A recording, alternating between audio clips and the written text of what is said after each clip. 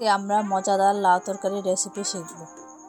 প্রথমে একটি হাঁড়িতে পরিমাণ মতো তেল দিয়ে তাতে থেতলানো রসুন দিয়ে দিব।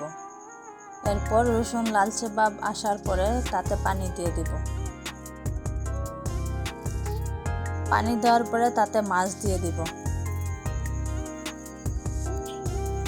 এরপর হলুদ গুঁড়া 1 চামচ, মরিচের গুঁড়া 1 চামচ, ধনিয়া গুঁড়া 1 চামচ, লবণ 1 চামচ, আদা বাটা 1 চামচ দিয়ে নেড়ে নিব।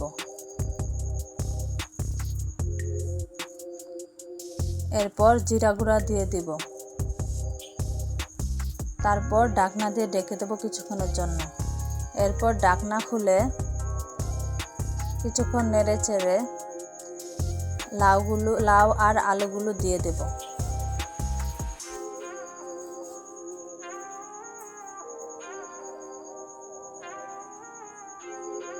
এবার নেড়ে চেড়ে আরও কিছুক্ষণ ঢাকনা দিয়ে ঢেকে দেব। ঢাকনা খুলে কিছুক্ষণ নাড়াচাড়া করে অল্প একটু পানি দিয়ে দেব।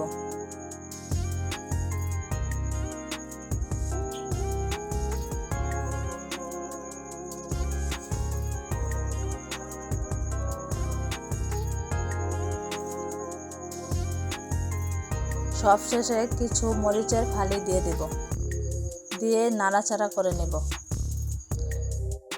ব্যাস তৈরি হয়ে গেল মজাদার লাউ তরকারি।